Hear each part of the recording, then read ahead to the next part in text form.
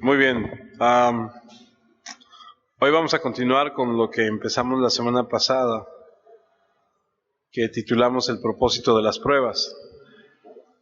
Hoy vamos a ver del problema al triunfo.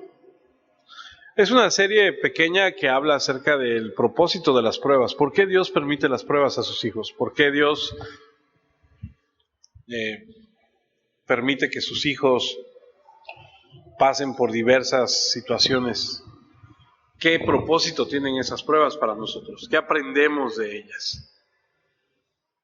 El día de hoy vamos a continuar y seguramente tendremos... ¿Cuántas semanas faltan para que acabe diciembre? ¿3? ¿4 todavía? Tal vez nos llevemos hasta el fin de año. Que pudiera sonar así como que, es mucho tiempo, pero la verdad es que estamos a 4 de diciembre, entonces está a la vuelta de la esquina. El tema de las pruebas es un punto importante porque todo el mundo tiene pruebas, todo el mundo tiene situaciones, ¿cierto? Y la verdad es que cuando dices, ya se acabaron estas pruebas, o ya acabé, ya superé esta prueba, vienen otras. Todo el mundo tiene alguna situación con las pruebas. Debido a que somos seres pecadores y que vivimos en un mundo caído, experimentaremos problemas regularmente. Seas cristiano o no, incluso cuando logres en tu pequeño poder y en tu pequeño mundo puedas de alguna forma tener algo de control en él, inevitablemente algo va a pasar que lo va a estropear. ¿No te ha pasado de repente que dices, hemos tenido una época muy buena y no hemos peleado, nadie se ha enfermado, etcétera, etcétera, y de repente, de la nada, ¡pum!, algo pasa ahí? Entonces, las pruebas son parte de... Hacemos todo lo que podemos por alcanzar la paz, la comodidad, protegiéndonos de los problemas, pero van a surgir de un modo o de otro. El matrimonio fue diseñado como una fuente de satisfacción y de felicidad, pero aún el matrimonio, y aún la Biblia lo dice, Pablo escribe en 1 Corintios capítulo 7, versículo 28, lo siguiente acerca del matrimonio: pero si decides casarte no es pecado, tampoco es pecado que una virgen se case. Sin embargo, los que se casan tienen dificultades que yo quisiera evitarles. Pablo advierte y dice, aun cuando te cases, vas a tener dificultades. Mucha gente se casa y dice, cuando yo me case se me van a resolver todos mis problemas. No, error. Vas a tener otro tipo de problemas. Habrá problemas incluso en lo mejor que Dios nos da, pero esto es debido al principio del pecado que está activo en el mundo. Jesús mismo experimentó problemas y advirtió a sus discípulos que esperaran tribulación en el mundo. Por eso la palabra en Juan 16, versículo 33 dice, yo les dije esto para que encuentren paz en mí. En el mundo ustedes tendrán que sufrir. Pues es un hecho. Pero sean valientes, yo he vencido al mundo, dice Jesús. O sea que aquí encontramos ese pare de sufrir que no encaja dentro de lo que dice la Escritura. Juan 12, 27 dice, ahora estoy muy angustiado y no sé qué decir. ¿Qué podría decir? Diré, Padre, sálvame de esta hora de sufrimiento. Pero si para eso vine, a sufrir, dice Jesús. Este mundo caído nos ofrece muchas tribulaciones. Otra vez en el libro de Juan, en el capítulo 13, Juan capítulo 13, versículo 21, dice, después de haber dicho esto, Jesús, ¿cómo dice? Se entristeció profundamente y declaró, les digo la verdad, uno de ustedes me va a ¿qué? Traicionar.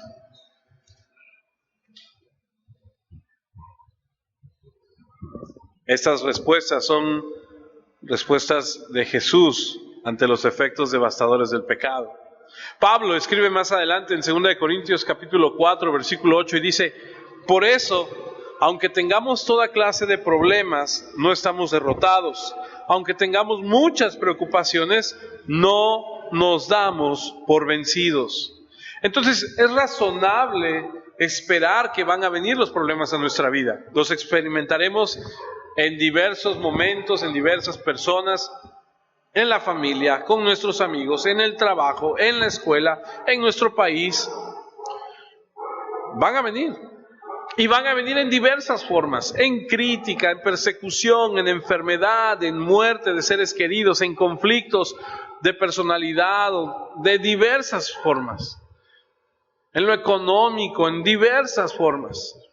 Hace unos días hablaba yo con un primo mío y me dice, es que me siento derrotado. Tiene 54 años y me dice, es que al darme cuenta de mi vida, al voltear y ver todo lo que he pasado en mi vida, me siento fracasado.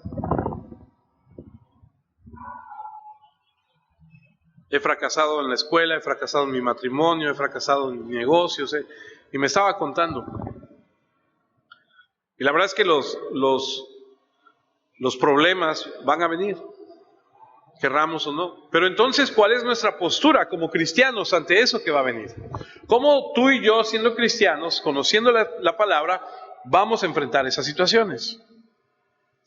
Bueno, primero entendamos la razón de las pruebas. Una de las pruebas más seguras para identificar, dicen aquellos que saben, un verdadero diamante de uno falso es lo que se le conoce como la prueba del agua. ¿Han escuchado de eso?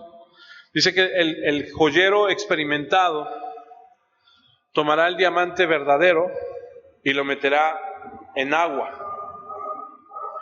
Y se dice que la imitación, una piedra de imitación, nunca es tan brillante como una piedra genuina. Se dice que el diamante, cuando lo sumerges en agua, tiene un brillo impresionante por todos los cortes que tiene, y que la imitación no tiene casi nada de brillo.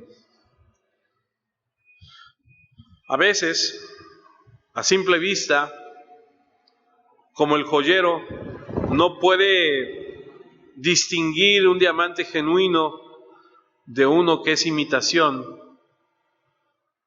nosotros tampoco podemos distinguir a una persona que es verdaderamente un creyente y uno que no lo es. Así que a veces las pruebas nos llevan a ser sumergidos a ese dolor, a esa aflicción, porque todo mundo tiene que pasar por pruebas, llámese creyente o no creyente, llámese budista o llámese testigo o lo que sea. Todo ser humano va a pasar por pruebas diversas en su vida. La diferencia es que cuando un verdadero hijo de Dios está sumergido en esa prueba, su luz va a brillar como siempre, o más bien debe brillar como siempre. Santiago, cuyo propósito es darnos pruebas de una fe verdadera, una fe viva, dice y habla acerca de esto. Dice que si tu cristianismo es genuino, se va a probar en tiempos de dificultad. Porque se los he dicho muchas veces, a nosotros nos pueden venir y decir, yo soy cristiano, y mucha gente ha venido aquí y me dice, yo soy cristiano, déjeme predicar y levanto una ofrenda. Bueno, qué bueno que eres cristiano, pero eso no me garantiza nada. El que tú me digas que eres cristiano no me dice nada. El que yo te diga a ti que yo soy pastor o que tengo tantos años en el Evangelio, a mí no me dice nada.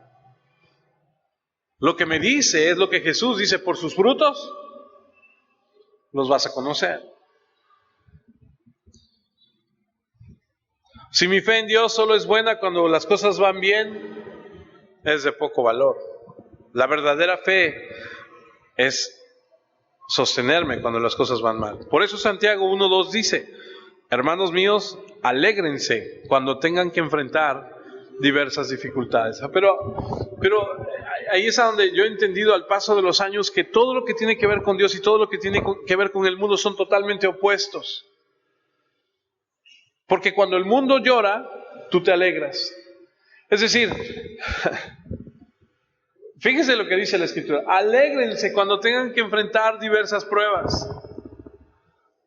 ¿Quién ante los ojos de Dios, en su sano juicio, cuando tiene pruebas se alegra? ¡Bravo! Tengo un montón de pruebas. ¿Qué diría la gente que lo conoce? Esa persona está deschavetada. Sin embargo, la Escritura nos manda a que debemos nosotros alegrarnos cuando tengamos que enfrentar diversas pruebas. Ahora, un dato interesante Y yéndonos un poquito más a la raíz de las palabras, la palabra traducida del griego como diversas es poikilos, que significa muchos colores. Y no enfatiza el número, sino la diversidad. Y esto tiene que ver con cuando Santiago escribe, no estamos seguros de a qué se refiere, sino más bien él embarca todo. Llámese como se llame. Ahora, la palabra griega traducida para pruebas es pairasmos, y se refiere a aquellos que rompen el patrón de la tranquilidad o felicidad. No sabemos qué pruebas específicas tenía Santiago en mente cuando escribió esto, pero su instrucción es aplicable a cualquier tipo de prueba que venga. Llámese el color, el tamaño, el sabor, el que sea, como sea, donde sea y con quien sea, tienes que alegrarte. Me robaron el coche, alégrate. Me despidieron, alégrate. Perdí mis ahorros, alégrate. Estoy enfermo, alégrate. ¿Te das cuenta de lo que está pidiendo Dios? Dios está diciendo, no veas con los ojos físicos, tienes que ver con los ojos espirituales. Ahora entendamos la diferencia entre una prueba y una tentación, esas dificultades. Peirasmos no está necesariamente conectado con el mal. Así es una prueba, una dificultad no es necesariamente una solicitud para hacer el mal.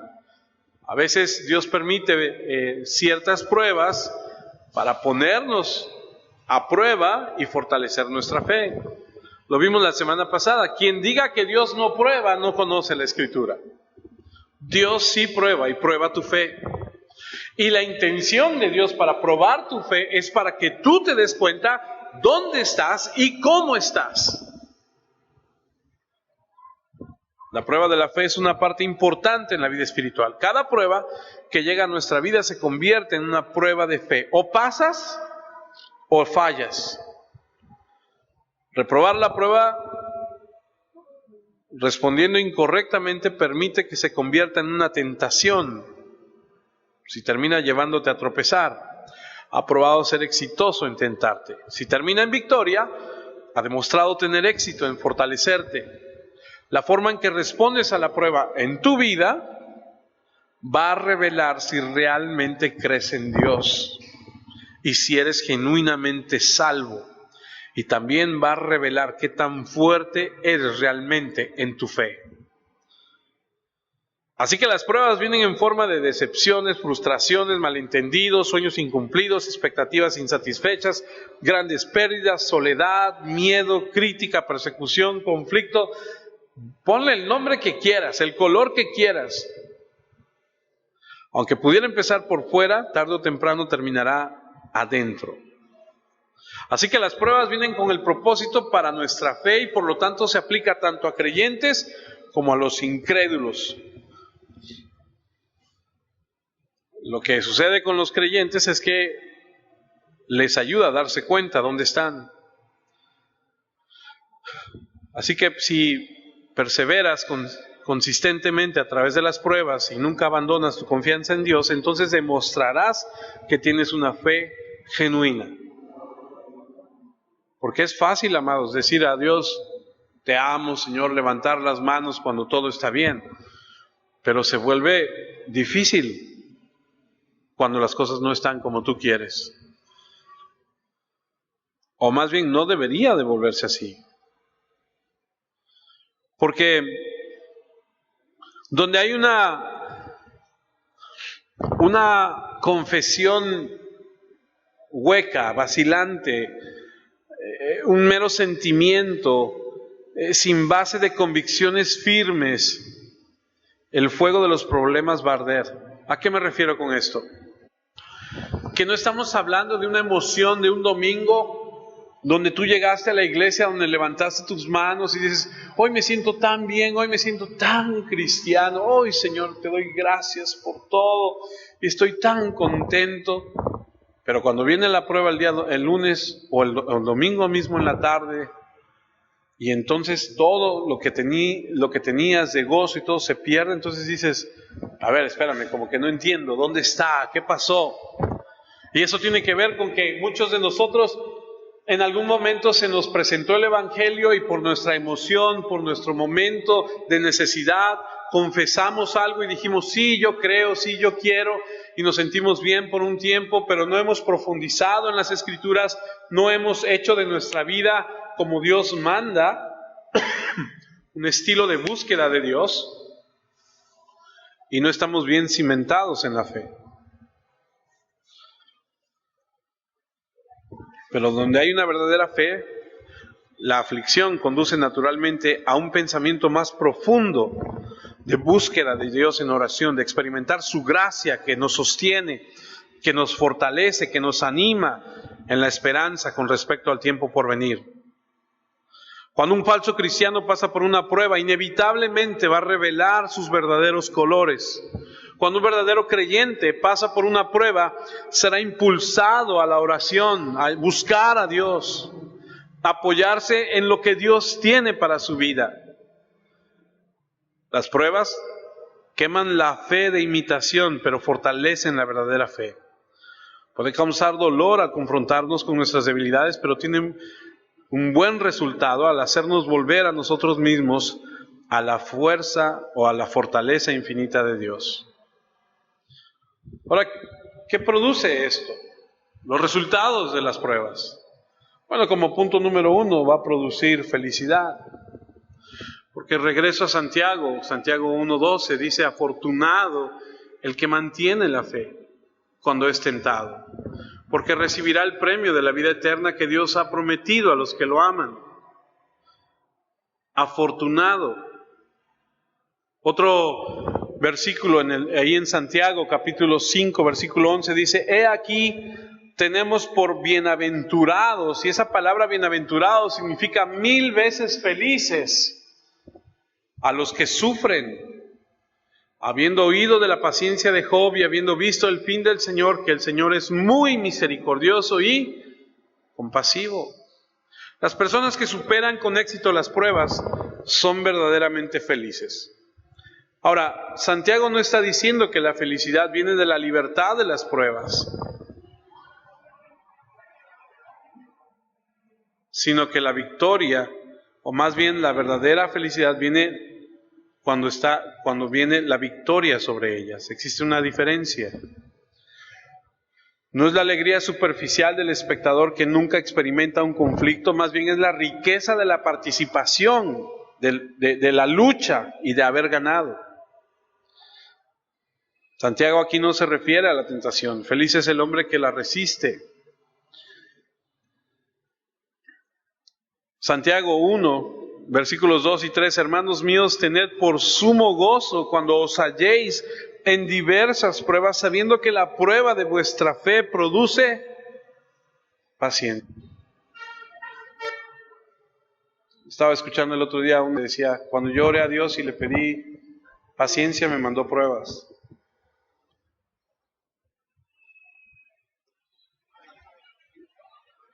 Y decía, tiene mucha razón. Cuando oré a Dios y le pedí sabiduría, me mandó problemas. Y así una serie de cosas. Y yo decía, tiene razón. Lo que pasa es que nosotros tendemos a pensar que si le decimos, Señor, dame paz, ya mañana va a ser toda tranquilidad.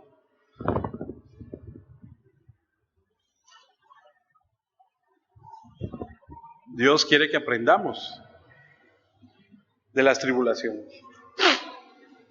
Otra cosa que podemos nosotros entender con respecto al resultado de las pruebas es la resistencia. La persona que pasa por pruebas y sale victoriosa nunca renuncia a su fe ni abandona a Dios. Él se muestra genuino y todos los cristianos genuinos recibirán la corona de la vida. Yo sé que nuestra iglesia no es muy grande, pero en otras iglesias y a donde hemos estado y donde usted también ha estado, y esto sucede porque así es, algunas personas van a la iglesia, profesan a Cristo, incluso se bautizan Sin embargo, cuando llegan las pruebas a sus vidas, se van. Y posiblemente nunca regresan.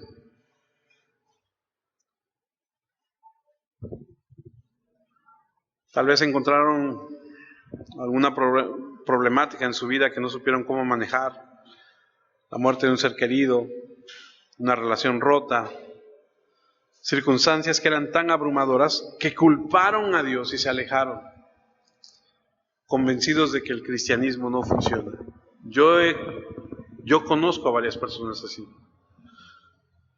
que les he dicho, pero ¿por qué Dios?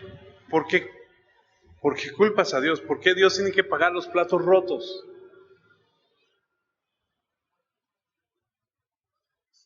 Y me viene mucho a la mente cuando Caín mató a su hermano Abel, él se escondía de Dios. Y Dios lo confronta. Pero cuando David mató al esposo de Betsabé para poder tener a Betsabé, él se arrepiente cuando lo confrontan y va a Dios y le dice: contra ti y solo contra ti he pecado. La diferencia entre uno y otro: uno que huye alejándose de Dios y otro que reconoce y se acerca a Dios. A veces así nos pasa. Los problemas vienen con la finalidad de hacernos crecer, de probarnos, y algunas personas huyen en lugar de venir. Perseverar en las pruebas es prueba de una fe viva, y Santiago identifica a los que perseveran como personas que aman a Dios.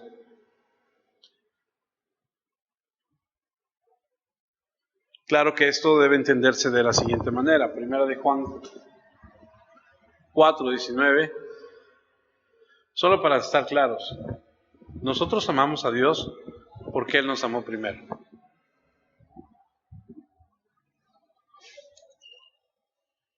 Tú amas a Dios porque Él te amó primero. El cristianismo es una relación de amor entre el hombre y Dios, entre Dios y el hombre. Y la salvación no es una transacción por la cual Dios nos concede la vida eterna sin importar cuál sea nuestra actitud hacia Él. Aquellos que son verdaderamente salvos tienen un profundo y continuo amor por Dios. Por eso escribe Juan en 1 de Juan capítulo 2 versículo 15: no améis al mundo ni las cosas que están en el mundo. Si alguno ama al mundo, el amor del Padre, dice, no está en él. La gente amará a Dios o amará al mundo, pero no se puede amar a ambos. Los incrédulos que profesan a Cristo demuestran que aman al mundo cuando se apartan de la verdad. Y ahí es en la prueba donde se manifiesta el verdadero amor. Primera de Juan 2:19 dice: algunos de nosotros salieron de nosotros, pero no eran de nosotros, porque si hubiesen sido de nosotros habrían permanecido con nosotros, pero salieron para que se manifestase que no todos son de nosotros. Entonces, la finalidad de las pruebas son para hacernos crecer.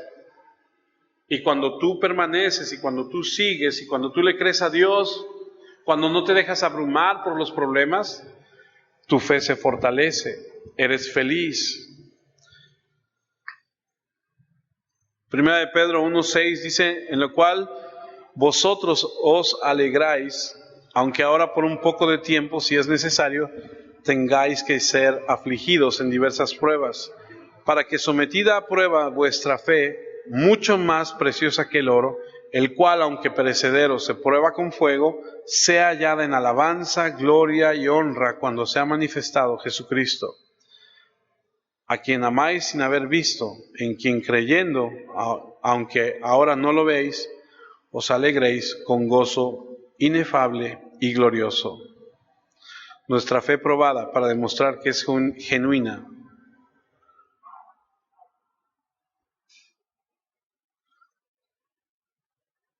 Un verdadero creyente tiene un amor continuo por Dios que se mantiene firme incluso en las pruebas. Jesús dijo varias veces que una persona que lo ama guarda sus mandamientos. Juan 14:15. Juan 14:15 dice, si me amáis, guardad mis mandamientos. Juan 14:23, Jesús respondió y les dijo, el que me ama, mi palabra guardará, y mi Padre lo amará, y vendremos a él y haremos morada con él. Juan 15:9-10, como el Padre me ha amado, así también yo os he amado. Permaneced en mí, si guardáis mis mandamientos, permaneceréis en mi amor, así como yo he guardado los mandamientos de mi Padre y permanezco en su amor. Una cosa es que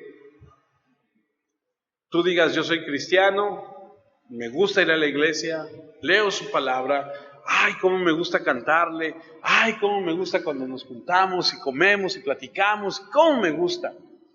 Pero cuando llega el momento de la verdad, cuando llega la prueba, cuando llega la tentación, cuando llegan todas esas cosas, cuando tú tienes que obedecer la palabra, a muchos ahí se nos olvida.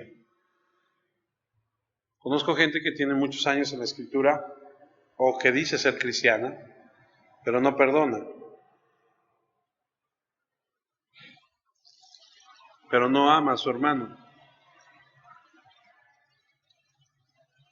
Y aquí Jesús está diciendo, si de veras me amas, guarda mi palabra. Primera de Juan 2:5 dice, pero el que guarda su palabra, en este verdaderamente el amor de Dios se ha perfeccionado. Por esto sabemos que estamos en Él. El que dice que permanece en Él debe andar como Él anduvo. Si alguien te hace algo, ¿qué es lo que deseas para esa persona? Vas a ver. Voy a ir a orar y vas a ver cómo te va a ir. ¿Acaso así le dijo Jesús a Poncio Pilato? Vas a ver, nada más deja que llegue yo allá al trono, vas a ver cómo te va a ir. ¿Le dijo así? No. Aquel que le escupió, aquel que le arrancó la barba, aquel que le puso la corona de espinas, aquel que le traspasó su costado, aquel que le clavó en una cruz, aquel que le golpeó, lo abofeteó, que se burló de él. ¿Qué dijo Jesús? Pon la otra mejilla. Me acuerdo mucho de una mujer que dice que le prestó dinero a alguien y que esa persona no le pagó. Él le dijo, tú no sabes con quién te estás metiendo. Yo soy hija de Dios y a los hijos de Dios no se les hace eso. Vas a ver cómo te va a ir. Tú conocerás la ira del Dios. Y empieza a sacar la escritura, sacando textos fuera de contexto para decir, amenazarle a una persona.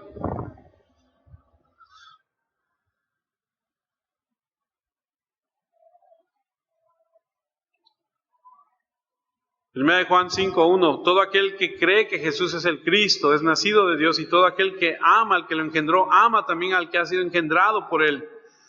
En esto conocemos que amamos a los hijos de Dios cuando amamos a Dios y guardamos sus mandamientos, pues este es el amor a Dios, que guardemos sus mandamientos, y sus mandamientos no son gravosos.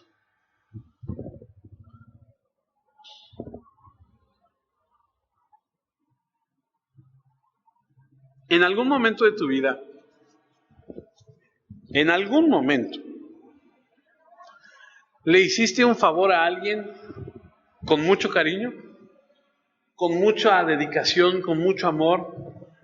Para aquellos que estamos casados, ¿se acuerdan cuando en los primeros, ya no años, en los primeros meses, el primer mes, cuando tu esposa, tu esposo te pedía algo y le decías, sí, mi amor, claro que sí, ibas y corrías y te lo traías, y esa entrega, ese amor, ese gusto por servirle a la persona, no te era gravoso, no era pesado. Es más, querías que te pidiera algo, sí, cómo no, con mucho gusto, no te preocupes, claro que sí. ¿No? ¿Le ha pasado? ¿Le pasó alguna vez?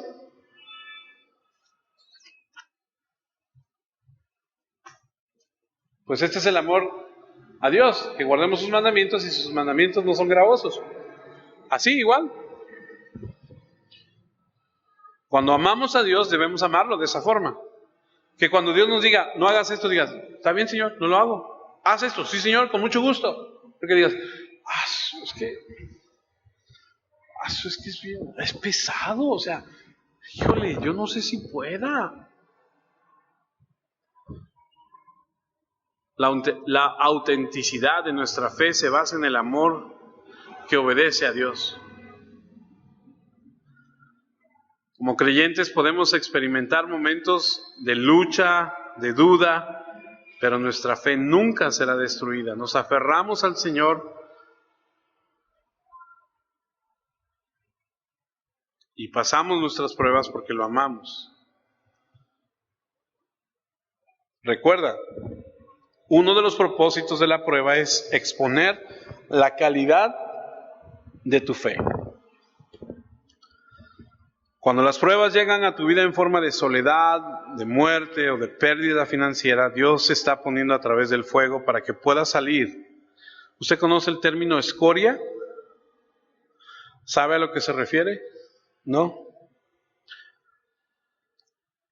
La escoria es... Todo metal tiene cierta escoria y cuando lo meten para darle más pureza a un crisol, a un horno, y lo meten a una temperatura alta, la escoria se separará. Lo conozco un poquito porque vengo de familia que tuvo fundidora y entonces meterían el metal o lo que fuese a fundirse y de repente se hacía una capa como tipo nata arriba de lo que ya se había convertido en caldo, y entonces vendría alguien y quitaría todo eso y quedaría el metal limpio, puro. A eso se refiere.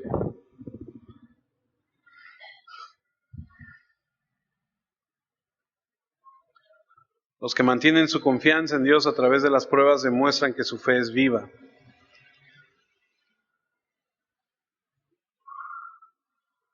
Los verdaderos creyentes, escuche esto, no creerán solo por un tiempo y luego se retirarán.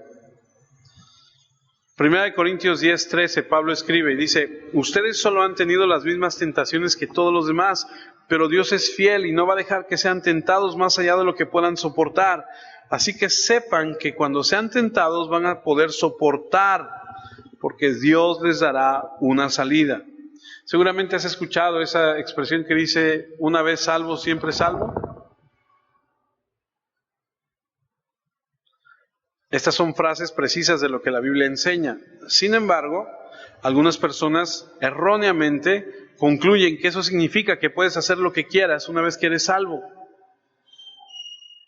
Ya me aviento a la hamaca, ya soy cristiano, ya me salvé, ya puedo hacer de mi vida lo que yo quiera. No.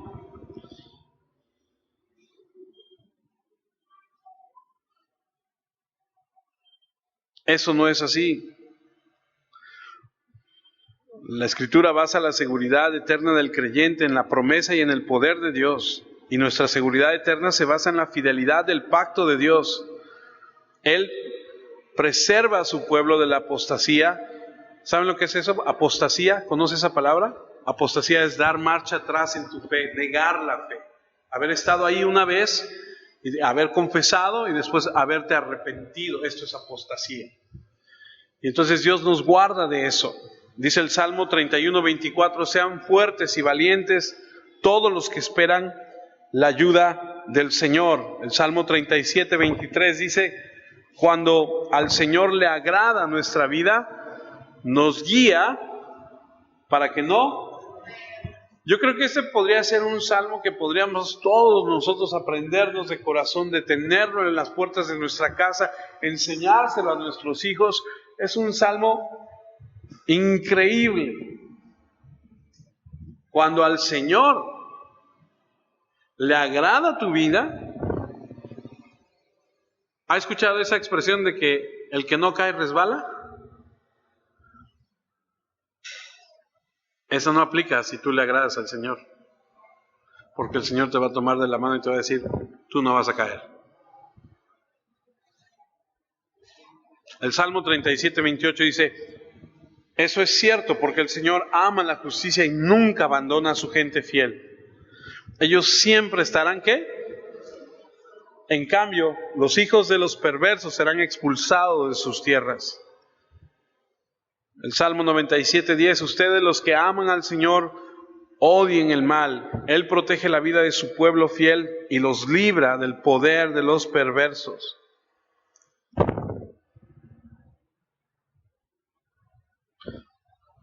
Fíjate cómo dice, el Señor protege la vida de su pueblo fiel. Los libra del poder de los perversos. El Salmo 121:4 dice, el protector de Israel nunca duerme, ni se deja rendir por el sueño. El Señor es tu protector, el Señor siempre está a tu lado, como una sombra para proteger. Esto tiene que ver con la referencia de la atalaya. ¿Sabe lo que es atalaya? Atalaya es aquel que se pararía en un muro, en una pared para vigilar. Estaría vigilando que no viniera ningún ejército a invadir. Y el que estaría en una torre viendo, vigilando. Ese es el atalaya. Si ve que viene el ejército enemigo, empieza a tocar, y entonces todo el mundo se levanta y se prepara. Pero si el atalaya se duerme, cuando despierta ya los tiene aquí a la puerta. A eso se refiere cuando dice el Señor. Él no duerme. Él siempre está vigilando. Que a sus hijos no les pase nada. ¿Usted vigila a sus hijos? Apenas hablaba yo con una de mis hijas y le digo, ¿a poco no es hermoso entrar en la noche a la recámara de tus hijos y verlos acostaditos, durmiendo? Y dice, ay, a mí me encanta. Digo, a mí también me encantaba verlos dormir. Ya dejaron de dar lata, ya. Pero más allá de las bromas, verlos descansar y verlos tan en paz era algo que llenaba mi corazón. Están tranquilos. Gracias a Dios están bien. El sol no te lastimará, dice el versículo 6, durante el día, ni la luna durante la noche. El Señor te protegerá de todo mal, protegerá tu vida. Juan 6:37, Jesús dijo, todo lo que el Padre me da vendrá a mí, todo lo que Él me ha dado nada perderé. ¿Por qué hablamos de esto? Porque si tú perseveras, porque si tu fe es real, porque si tú amas a Dios, tú obedeces y Él te protege. Él no va a permitir que tú des un paso atrás en la fe. Él no va a permitir que por una prueba tú te desvíes y tú te vayas. Él te va a ayudar, Él te va a proteger. Juan 6:37, Jesús dijo, todo lo que el Padre me da vendrá a mí, y todo lo que Él me ha dado nada perderé. Segunda de Timoteo 1:12, Pablo dijo, yo sé a quién he creído y estoy seguro de que es poderoso para guardar mi depósito para aquel día. Había encomendado su alma a Dios. Ahora Cristo es nuestro Redentor y nuestro abogado, que está sentado a la diestra del Padre intercediendo por nosotros. Tenemos las oraciones de Cristo. Juan 17, versículo 20, estoy orando por ellos, pero te pido también por los que creen en mí, por medio de la enseñanza de ellos. En otras palabras, Jesús oró por los discípulos y oró por todos los que vendrían después, y eso te incluye a ti y a mí. Padre, te pido que todos los que crean en mí sean uno, así como tú estás en mí y yo estoy en ellos. Te pido que ellos sean uno en nosotros para que el mundo crea que tú me enviaste. Les he dado a ellos la misma gloria que tú me has dado, para que sean uno, así como tú y yo somos uno. Yo estaré en ellos y tú estarás en mí, para que estén perfectamente unidos. Así el mundo sabrá que tú me enviaste y que tú los amas a ellos como me amas a mí. Padre, quiero que los que me has dado estén conmigo, donde yo esté, para que ellos vean la gloria que tú me diste, pues tú me amaste antes de la creación del mundo. Jesús oró por sus discípulos. No solamente tenemos la protección de Dios, sino que también Dios nos ha dado una salida para que cuando digas, es que ya no puedo con esto, Dios te da una salida. Dios te prueba, sí te prueba, y te va a probar hasta donde tú puedas resistir, y cuando digas, Él sabe hasta dónde puedes llegar. Cuando digas, ya no puedo más, ahí está la salida. Él te va a proteger, te va a ayudar. Tienes a Cristo orando por ti. Lucas 22:31, Simón, Simón, mira que Satanás ha pedido sacudirlos a ustedes como un campesino sacude la paja de los granos de trigo. Pero he orado para que no pierdas tu fe. Cuando vuelvas a mí, ayuda a tus hermanos a ser más fuertes.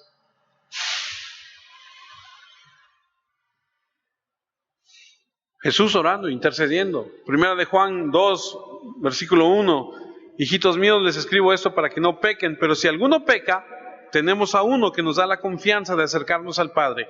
Jesucristo, el justo. Esto significa que no pecó. El sacrificio de su vida para quitarnos, Él sacrificó su vida para quitar nuestros pecados, y no solo los nuestros, sino los de todo el mundo. Nuestro intercesor.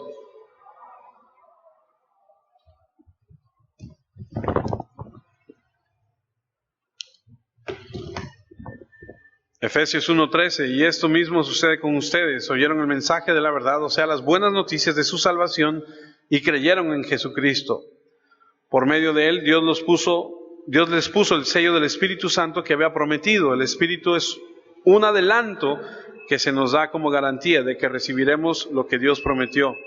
Quien usó la garantía del Espíritu para darnos libertad como resultado, Dios será alabado por su grandeza. Ahora, eso está muy padre y suena muy emotivo. Si las tentaciones vienen, Dios me va a ayudar. Si las tentaciones vienen, Dios me va a dar una salida. Si tengo que pasar por diversas pruebas, Dios me va a sustentar. Tengo a Cristo orando por mí, tengo al Espíritu Santo dentro de mí. Eso está muy bien, ¿no? Tú dices, pues ¿de qué nos preocupamos, no? Pues si ya está todo bien, está todo resuelto. Dices, pues sí, pues a ver, entonces pásame la hamaca, ponme la hamaca, me echo a la hamaca, me pasas un coco y esperamos que regrese el Señor. Nada más que hay otra situación, la responsabilidad humana.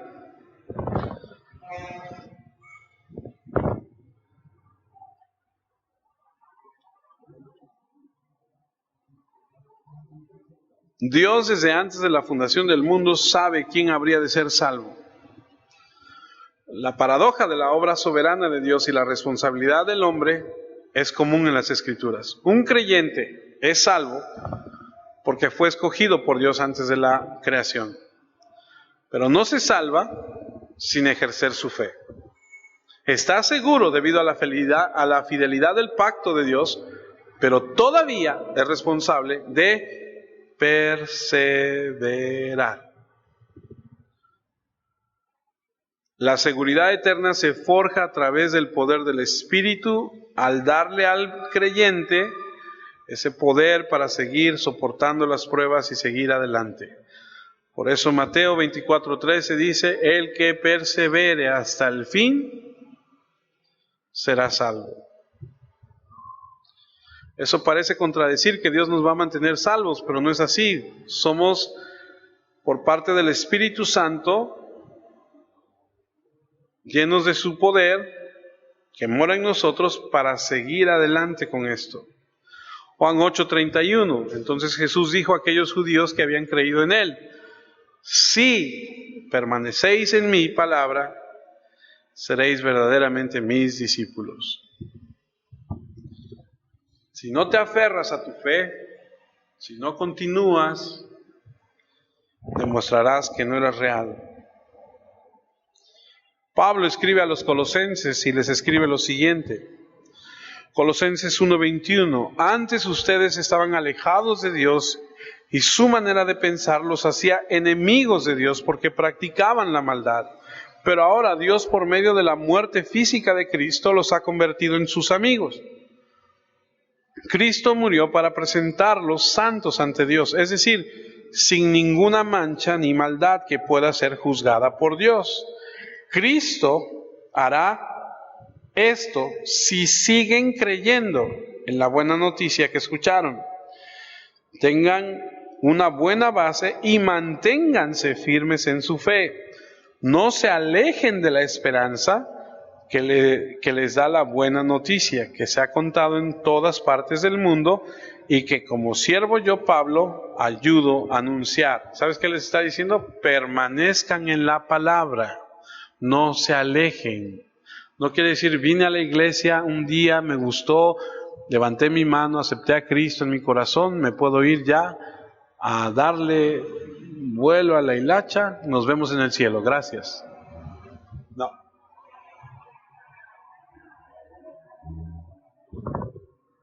O sea, él te salva, te dice, aquí está mi espíritu, aquí está mi poder, dale, camínale en mi palabra.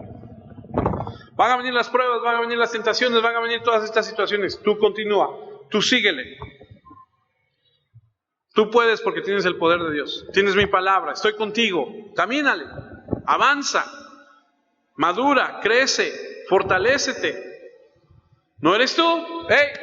Atención, no eres tú, pon atención, soy yo, a través de ti, porque a veces se nos olvida. Hebreos 2:1, por eso debemos prestar más atención al mensaje que hemos escuchado para que no estemos a la deriva. Hebreos 3:14, tenemos el privilegio de compartir todo lo que Cristo tiene, pero si es que seguimos firmes hasta el final con la misma confianza que teníamos al principio. Hebreos 4:14, en Jesús, el Hijo de Dios, tenemos un gran sumo sacerdote que ha entrado al cielo, así que sigamos firmes en la fe que tenemos.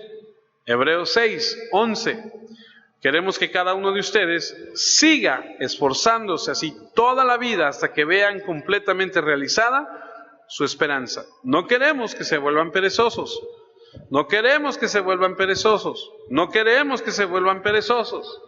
No queremos que se vuelvan perezosos. Fíjate,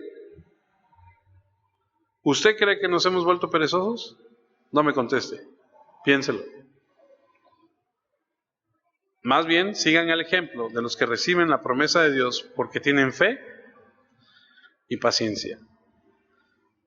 Hebreos 10:39, no somos de los que retroceden para perdición, sino de los que creen para salvación del alma.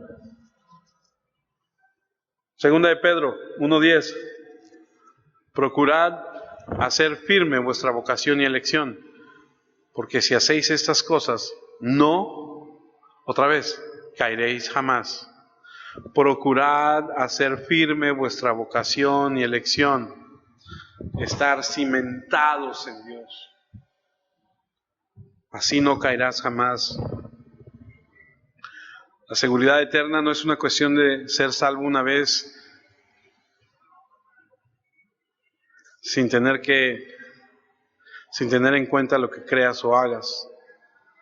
Hebreos 12:14, traten de vivir en paz con todo el mundo y tengan una vida libre de pecado. El que no tenga una vida dedicada a Dios no podrá ver al Señor.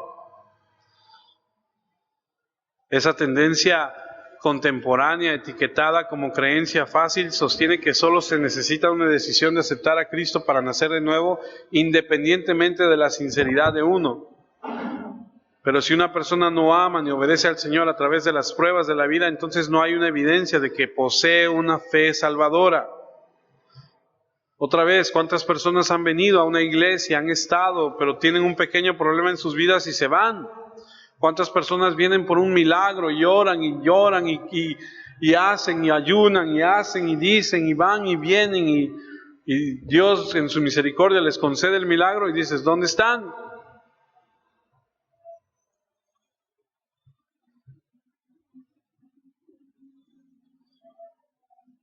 Aunque hayan hecho una profesión de fe en Cristo, no pueden ser identificados como aquellos que lo aman, porque sus vidas no se caracterizan por una obediencia perdurable. Un cristiano puede meterse en problemas, pero finalmente nunca desechará su fe, porque va a continuar, va a perseverar.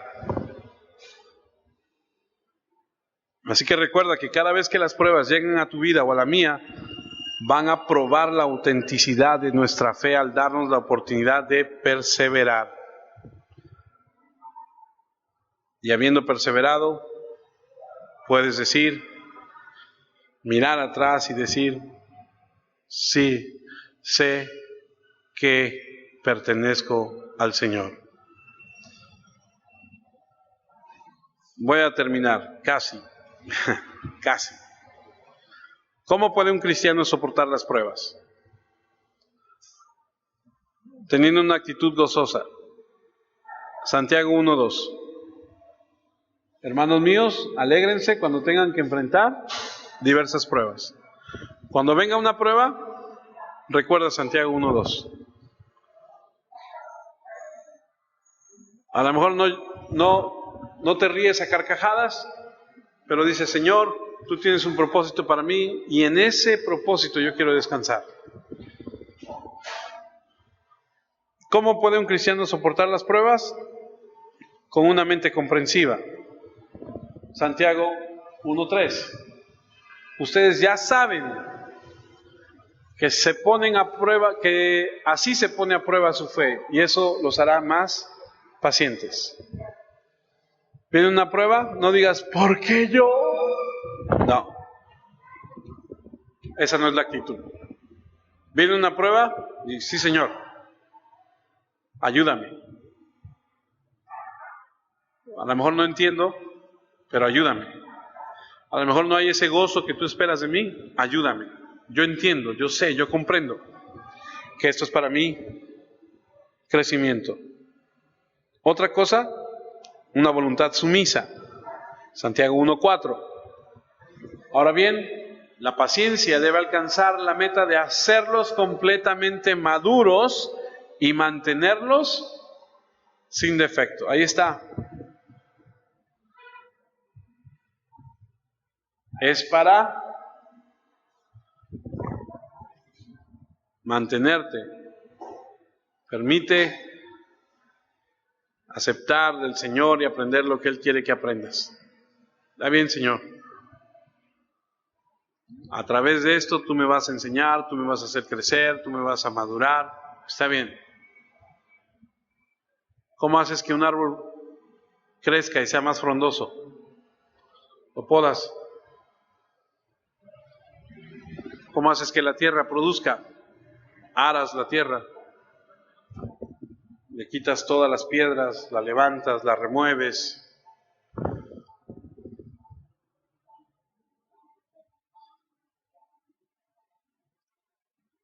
¿Conoce ese tiempo que pasa todo ser humano que se llama adolescencia? Es a donde empiezan a crecer nuestros hijos. Un día estaban así, al otro día ya los ves así. ¿No? Duele, adolecen. Para crecer hay un dolor.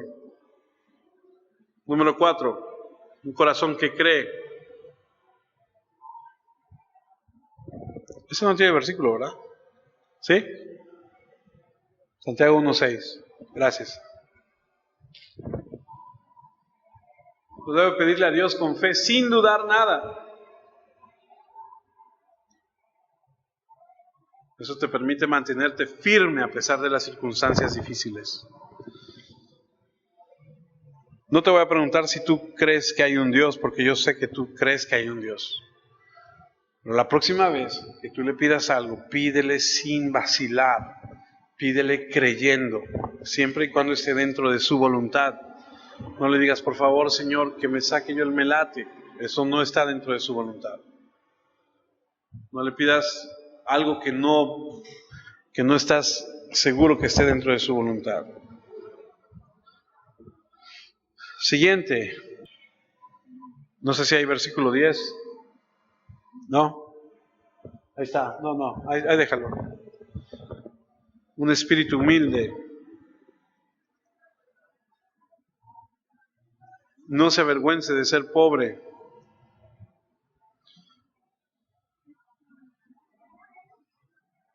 Reconoce lo valioso que tienes. Termino. ¿Has pasado la prueba de las dificultades? Puedes mirar hacia atrás y ver cómo te ha fortalecido tu confianza, tu fidelidad, tu sabiduría en Dios. Yo sé que todos los que estamos aquí hemos pasado por diversas situaciones, pero piensa en una de ellas. Yo puedo pensar, por ejemplo, hace 2 años mi hija fue diagnosticada con cáncer, pasamos por una situación muy difícil, de salud y de todo. Y bueno, Dios así lo permitió, así está, ahí sigue. Yo sé que algunos de nosotros hemos pasado por diversas pruebas y Dios ha determinado otra cosa. Así Dios lo determina. Así es como Dios determina para cada uno de nosotros diversas cosas. Pero piensa en lo que Dios te ha permitido pasar a través de los años, llámese como se llame la prueba que hayas tenido que pasar. Puedes reconocer que Dios te ha fortalecido. Puedes entender que la fidelidad de Dios no ha cambiado. Dice 1 Corintios 10:13, no nos ha sobrevenido ninguna tentación que no sea común a los hombres, y fiel es Dios que no permitirá que seáis tentados más de lo que podáis, sino que con la tentación dará también la salida para que seáis capaz de soportarlo.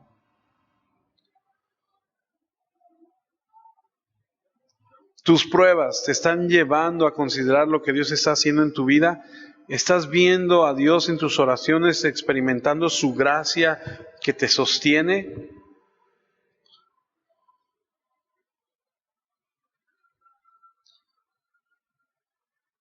Meditemos en estas palabras de Pablo y con eso terminamos. Romanos 8:35. ¿Podrá algo separarnos del amor de Cristo? Pregunta y luego responde: ni las dificultades, ni los problemas, ni las persecuciones, ni el hambre, ni la desnudez, ni el peligro, ni tampoco la muerte. Así está escrito: por ti estamos siempre en peligro de muerte, nos tratan como si fuésemos ovejas que van al matadero. Más bien en todo esto salimos más que victoriosos por medio de Dios, quien nos amó. Pues estoy convencido que ni la muerte, ni la vida, ni los ángeles, ni los poderes diabólicos, ni lo presente, ni lo que vendrá en el futuro, ni poderes espirituales, ni lo alto, ni lo profundo, ni ninguna otra cosa creada podrá separarnos del amor de Dios que se encuentra en nuestro Señor Jesucristo. Ninguna prueba podrá separarnos jamás del amor de Cristo. Alabado sea el Señor por esta promesa. Yo sé, hermanos, porque yo lo he vivido con ustedes, hemos sufrido la pérdida de seres amados, la vamos a sufrir. Quisiera decirles, no, ya a partir de este momento ya no, la vamos a sufrir, la vamos a seguir. Siempre que viene el fin de año, yo no sé, a mí en lo personal, yo siempre el fin de año, siempre para mí es así como que empezando enero empiezas a escuchar, y oye, y supiste que esto, y supiste que lo otro, y como que es como que una etapa para mí, eso es lo que yo experimento. Cada fin de año, cada año nuevo es así como, híjole, de repente pensamos y decimos, ay, ya llegamos al fin de año, otro año más. Sí, nada más que no sabemos si al final del día nos vamos a morir, no sabemos si vamos a llegar a mañana. O sea, cuando me despido de mi esposa en las mañanas, cuando me voy a la escuela, al trabajo, le digo, mi amor, nos vemos al rato si Dios permite. Yo no estoy seguro si voy a regresar, ¿tú no estás seguro? La verdad de las cosas es que Dios tiene el control de nosotros y Él sabrá qué hace, cómo lo hace, con quién lo hace y cuándo lo hace. Pero bendito sea el Señor que Él tiene el control. Y no tú, y no yo, sino Él. Porque Él es bueno, misericordioso y poderoso. Amén. Oremos. Por tu palabra, Señor, y tu amor te damos gracias. Por tu bendición que enriquece, te alabamos y te exaltamos. Señor, sigue mostrando a nuestra vida, Señor, esa riqueza que hay en tu palabra.